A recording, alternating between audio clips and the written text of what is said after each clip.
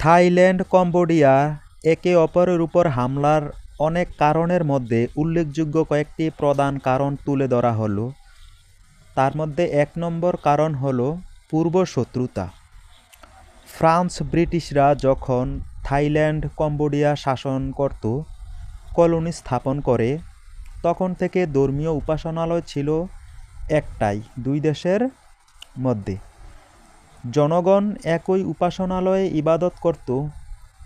দেশ দুটি ভাগ হয়ে যাওয়ার পরে বহুবার তারা যুদ্ধে লিপ্ত হয়েছিল এর মালিকানা নিয়ে। জাতি, ভূখণ্ড, ধর্মীয় মতভেদ ইত্যাদি আবেগকে কেন্দ্র করে পৃথিবীব্যাপী দীর্ঘমেয়াদী অশান্তির জাল তৈরি করে গেছে ব্রিটিশরা, যাতে করে দ্বিতীয় বিশ্বযুদ্ধের পরে কোনো দেশ শান্তিতে থাকতে না পারে।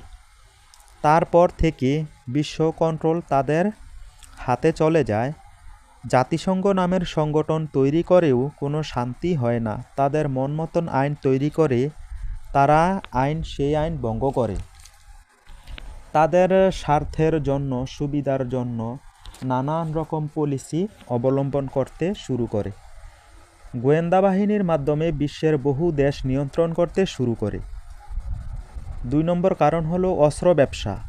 পরাশক্তিদের প্রথম ব্যবসা আধিপত্য, নেতৃত্ব ধরে রাখার জন্য এই অস্ত্র ব্যবসাকে কেন্দ্র করে বিশ্বযুদ্ধ অশান্তি লাগায় তারা, এবং অস্ত্র বিক্রি করে বিলিয়ন বিলিয়ন ডলার আয় করে। গরিব দেশ, শান্তিপূর্ণ দেশ তাদের মধ্যে লবিং করে, অস্ত্র বিক্রি করে, তৈরি করে। অপরদিকে বিদ্রোহী গোষ্ঠীদেরকে অস্ত্র সহায়তা করে, নানান রকম অধিকার দিয়ে কাজ করে। তারা স্বাধীনতার নাম করে সীমান্ত দখল, অন্যায়ভাবে হামলা, নতুন দেশ গঠন এসব কাজে লিপ্ত থাকে। এতদিন ধরে অস্ত্র তৈরি করে না, যুদ্ধে লিপ্ত হয় না, অস্ত্র কিনে না, যার জন্য বহু যুদ্ধের সূচনা তৈরি করে।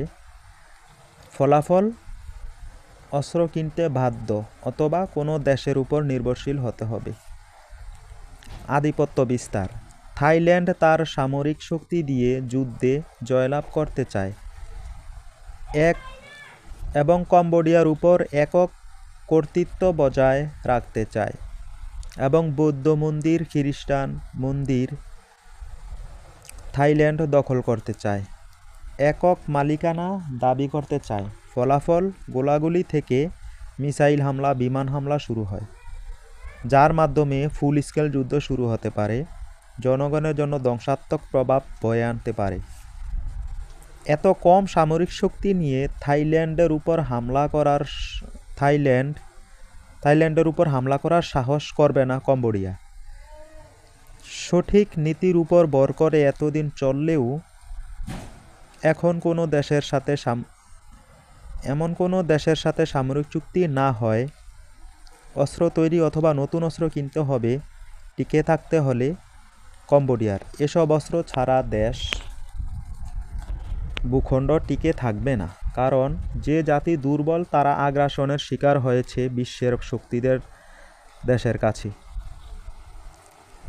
এখন যদি চীন কম্বোডিয়ার উপর সরাসরি সহযোগিতা না করে, তাহলে নিশ্চিত কম্বোডিয়ার যুদ্ধে পরাজয় বরণ করবে। এমনকি ভূখণ্ড হারাবে, সাথে উপাসনালয়, টেম্পল। আর চীনের মিত্রদের চীন সাহায্য করে থাকে। তাছাড়া চীন চাইবে তার প্রভাব বলয়ের মধ্যে থাকুক কম্বোডিয়া, কারণ থাইল্যান্ড আমেরিকার প্রভাবে প্রভাবিত। আমেরিকার অস্ত্র সজ্জিত পশ্চিমা আইনে বাস্তবায়ন করে নতুন যুদ্ধের সূচনা তৈরি করতে চায় দক্ষিণ এশিয়ায়, যার কারণে কম্বোডিয়ার উচিত চীনের সাথে বন্ধুত্ব করে সামরিক চুক্তি, অস্ত্র উৎপাদন বৃদ্ধি করা।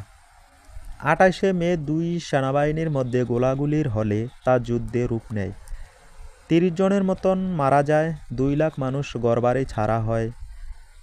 কম্বোডিয়ায় রকেট হামলা চালায়, থাইল্যান্ড বিমান হামলা চালায় টেম্পল আশেপাশের এলাকার দখলের জন্য।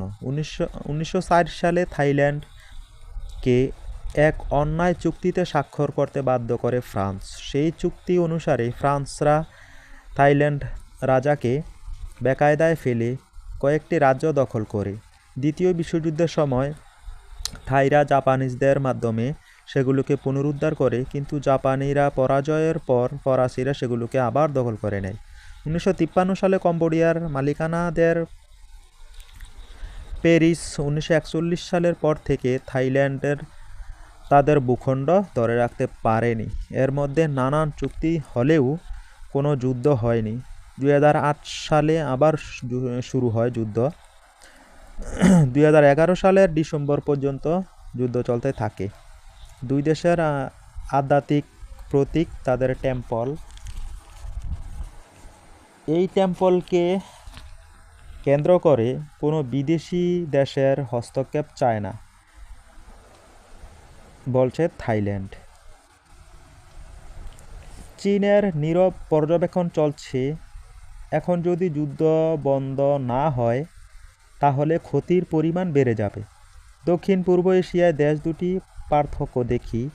আয়তন থাইল্যান্ড 5,13,120 বর্গ কিলোমিটার, কম্বোডিয়ার 1,81,035 বর্গ কিলোমিটার। জনসংখ্যা থাইল্যান্ড 6,60,00,000, কম্বোডিয়ার 1,76,40,000। GDP $526 billion, Cambodia $46 billion. সৈন্য মোট 6,12,000 থাইল্যান্ড, কম্বোডিয়ার 2,70,000। আর্মি 4,57,300 জন, কম্বোডিয়ার 85,000।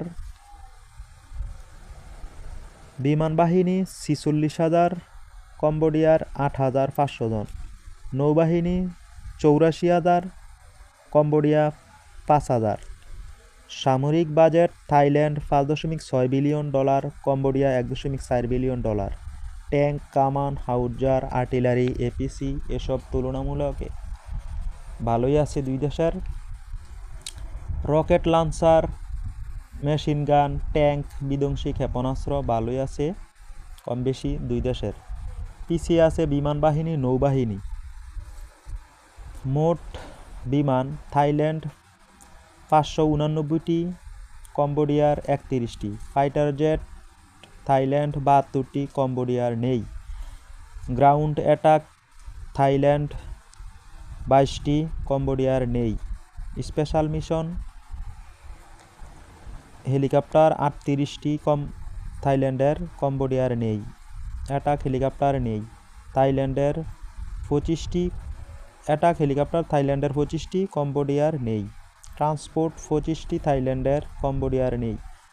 কম্বোডিয়ার 5টি। ট্রেইনার থাইল্যান্ডের ট্রেইনার এয়ারক্রাফট 85টা, থাইল্যান্ডের, কম্বোডিয়ার নেই। ড্রোন 90টি, কম্বোডিয়ার 5টি। এয়ার ডিফেন্স কম বেশি থাকলেও থাইল্যান্ডের সাথে নেই বললেই চলে। নৌবাহিনী থাকলেও থাইল্যান্ডের ধারে কাছেও নেই। কিন্তু কেন? এসব দেশ তাদের সামরিক শক্তি অর্জন করে নাই। কি দেশপ্রেম নাই, নাকি দুর্নীতি, নাকি অন্য কিছু?